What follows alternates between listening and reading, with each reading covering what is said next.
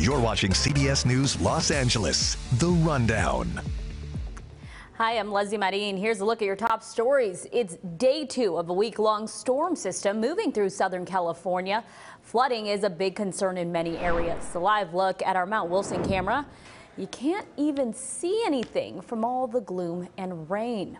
And along the coast, a similar story. A live look at Long Beach, where the stormy conditions are hovering above the water there. Well, let's turn it over to KCAL News meteorologist Marina Jurica for your next weather. Marina. Thanks, Leslie. We are continuing to track this area of low pressure that is off the coast. And as it continues to circulate that moisture into our region, it's going to take its sweet time in doing so. So as it is a very slow tracking area of low pressure, it'll ride that moisture throughout LA, Ventura County, and the Antelope Valley for the rest of this evening. That will be the soggiest spots, and then gradually start to shift towards portions of the Inland Empire and Orange County as we head into the rest of the day. We have some heavy rain right now pushing into the downtown Los Angeles metro throughout Torrance, portions of Rancho Palos Verdes, out of San Pedro heading up to Agora Hills and Santa Clarita. We saw some much heavier rain in portions of Palmdale and Lancaster just about 30 minutes ago. And you folks up in the Antelope Valley will expect to see this heavier rain batch in about the next 30 minutes. Portions of Ventura County, anywhere from Oxnard heading into Ojai, are looking at just some light showers right now. And we've been tracking a couple sprinkles starting to move into portions of Anaheim, Costa Mesa,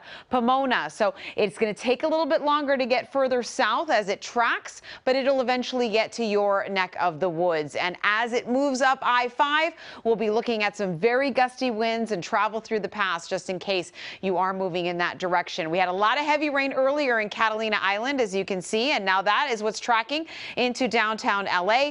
Roads are going to be very wet. I know it's a very busy time to travel, so you'll want to leave yourself plenty of time over the next 3 days wherever you might be going. So we already have a flood watch in effect, and that goes all the way through Thursday night into early Friday morning. We're looking at anywhere from 2 to 5 inches total rain. However, we could see up to 8 inches of rainfall where we see thunderstorms, especially by tomorrow afternoon. And we're going to have to pay close attention to those flood-prone regions around highways and especially where those burn scars are located. So rainfall totals, remember, the first storm really hit the Central Coast hard with almost 4.5 inches already. We're going to have to watch Ventura County moving up towards the central coastline for that flooding risk as we head into tonight.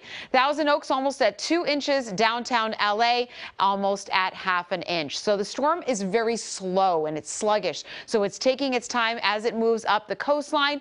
It will intensify as we move, especially into tonight and tomorrow from west to east. The wettest day and the best chance for thunderstorms will come tomorrow, and we could see rain rates of ½ an inch to 1 inch per hour. Those isolated storms embedded into those rain bands that are wrapping around that area of low pressure, and that will continue through tomorrow afternoon. Wind gusts could be over 60 miles per hour in our higher elevations, 30 to 50 miles per hour down in our area. So rotation around that low will continue to wrap those bands of moisture into our direction and will allow for us to get rainfall totals anywhere from 2 to 4 inches in OC and Inland Empire. Remember, you guys are going to take a little bit longer to get this storm system, so you won't see as much rain as you head further up towards the north, the LA metro area, 2 to 5 inches, the valleys 3 to 5 inches, moving up into Ventura County 3 to 5 inches, mountains 4 to 7 inches. We are going to be looking at snow levels at 8,000 feet, so very high, and then it's going to drop to about 6,500 feet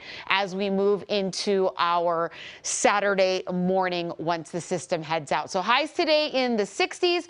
Rain and rain for tomorrow with thunderstorms. Friday, this system is slowly exiting. We might see a little bit of isolated shower action left over on Saturday, but on Christmas Eve and Christmas Day, we're finally drying out before we gear up for a next storm system, which will be coming in later on next week.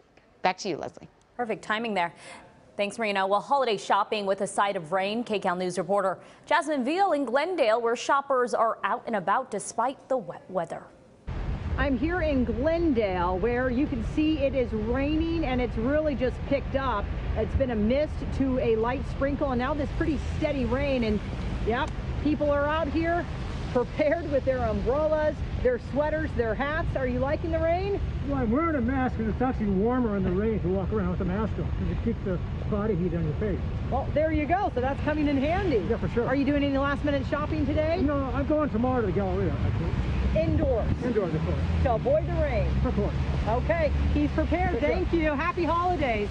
And that's, you know, most of the shoppers we've seen a lot heading into the Glendale Galleria, but those in the outdoor mall at the Americana, they too have had umbrellas, dressed in, well, whatever winter clothing they have. There's Angie shooting some of this rain video of the shoppers, of people running across the street as quickly as they can right before the holidays. At least Santa, we know those Santa visits were not canceled today. He was indoors staying dry. Also, what we've seen are shoppers saying that they actually like to come out in the rain because parking tends to be a little easier. Not as many people are out and about. And even emergency crews hard at work in this rain. Take a listen to some of the shoppers that we caught up with today. The umbrella definitely helps, but you feel a little soggy.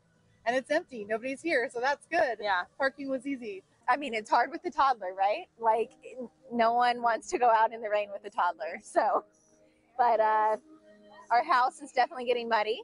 I'm from back east, and I grew up in rain and snow and stuff like that. It's nice to see it here. So yeah, a lot of people trying to maybe get that last minute shopping done out here, knowing that the rain just could pick up later, making for a very wet commute. We're talking to more folks and just braving the weather today. All of that coming up on KCAL News. Jasmine, thank you. And check this out, a winter wonderland up at Mammoth Mountain. Officials there say there's already a foot of snow on the ground and more is expected to come. Mammoth has opened all base areas for skiers and snowboarders. June Mountain will open this Saturday and offer free skiing to kids 12 and under all season long.